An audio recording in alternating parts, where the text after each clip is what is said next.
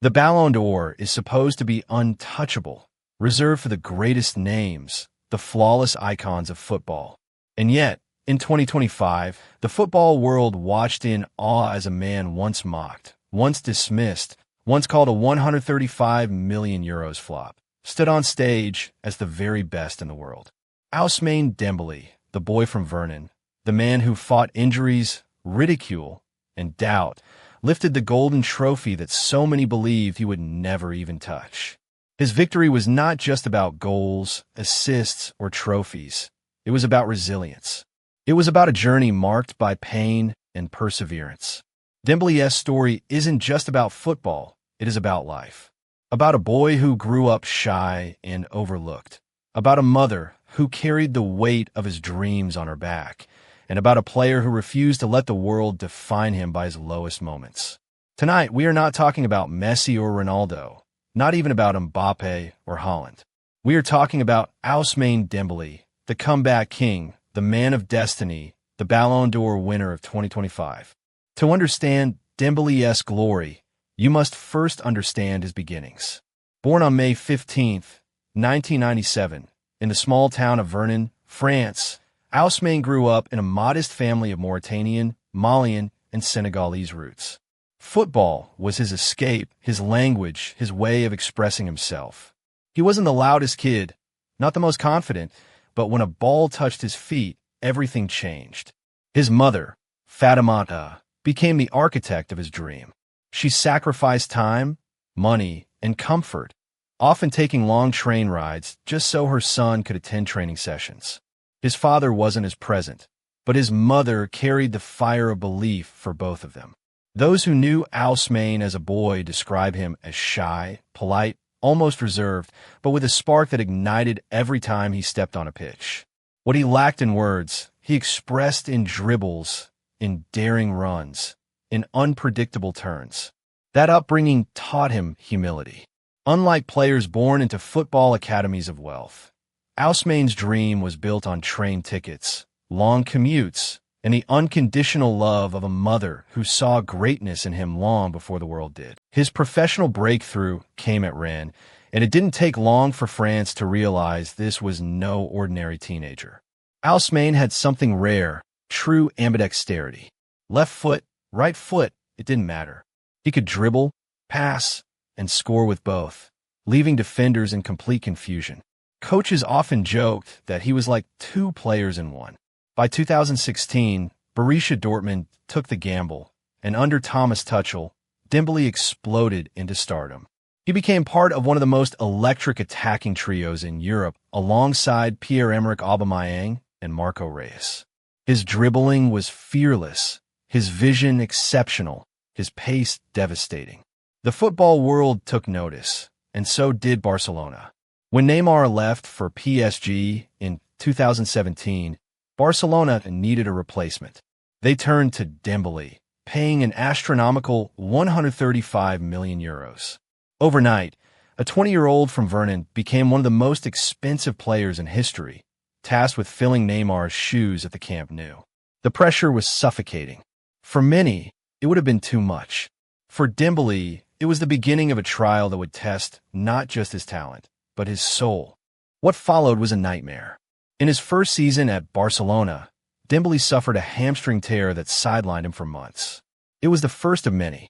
Time after time, just as he found rhythm, his body betrayed him. Headlines turned cruel. He was called injury-prone, a waste of money, even mocked as more dedicated to video games than football. Fans jeered, pundits wrote him off, and his reputation sank lower with each setback. Imagine the weight of being labeled a €135 million flop before your 23rd birthday. But behind the ridicule, there was a man fighting battles no one could see. Endless rehab sessions, lonely days in the gym, the mental toll of watching teammates celebrate victories while he sat on the sidelines. Many would have walked away. Many would have crumbled under the pressure. But Dembélé did not quit. His story became one of resilience. Not the clean, perfect rise of a superstar, but the messy, painful road of someone who refused to surrender, no matter how many times he was knocked down. His turning point came under Xavi Hernandez. When the Barcelona legend returned as manager, he didn't just see a player plagued by injuries. He saw untapped brilliance. Xavi made Dembélé central to his plans, trusting him when others doubted. And slowly, Ousmane began to shine again. He became La Liga's top creator, leading the league in assists, terrorizing defenses with his pace and unpredictability. For the first time in years, Barcelona fans saw not a €135 million mistake, but a weapon, a game-changer, a magician. Then came PSG, who triggered his release clause in 2023. To some, it was another risky move. To Dembélé, it was a chance to return to France, to play alongside Kylian Mbappé, and to rebuild his story in his homeland. The shy boy from Vernon had become a man, ready to carry the weight of expectation not as Neymar's replacement, but as Ousmane Dembélé, the player he was always meant to be. Life off the pitch also shaped him. Unlike many modern footballers, Dembélé has always been private. In 2021, he married Rima Ed Bush, a young Moroccan TikTok creator, in a quiet ceremony that reflected his humility. Together, they welcomed a daughter in 2022. Fatherhood changed him. Friends describe a calmer, more grounded Ousmane, less distracted, more focused. Where critics once mocked his immaturity, family life gave him a new sense of responsibility. He rarely gives interviews, avoids controversy, and prefers a quiet life outside football. Those who know him say his greatest joy isn't found under stadium lights, but in the laughter of his daughter and the support of his wife. That balance, that sense of home, became the anchor he needed. Because while the world judged him for injuries and missed matches, his family reminded him of who he was: a son, a husband, a father, a man more valuable than headlines could ever measure. At PSG, the rebirth was undeniable. Dembélé wasn't just fast, he was devastating. Defenders no longer knew which foot to force him onto because both were lethal. His partnership with Mbappé became the nightmare of European defenses. But beyond the goals and assists, what stood out was his maturity on the pitch. He tracked back, he pressed, he played for the team. His football was no longer just flair, it was substance. He became the creative heartbeat of PSG's attack, capable of breaking games open with one flash of brilliance. And on the international stage with France, he brought balance to Didier Deschamps' side, stretching defenses to allow Mbappé and Griezmann the freedom to shine. His role was crucial, even if it wasn't always glamorous. For years, the Ballon d'Or was thought to be the prize of pure scorers. Dembélé showed that creativity, unpredictability, and courage were just as valuable. He was no longer a promise. He was fulfillment. The 2024-25 season cemented his claim to greatness. With PSG, Dembélé delivered week after week, leading League One in assists, producing unforgettable Champions League performances, and guiding his team to domestic glory. With France, he shone at the international level, reminding the world that his brilliance wasn't confined to club football. The boy once laughed at for not living up to Neymar had now eclipsed that shadow. Critics who mocked him years before were now silenced by undeniable statistics, unstoppable performances, and moments of genius that only Ousmane could create. He didn't just contribute, he dominated. And when the Ballon d'Or voting came, he stood above them all.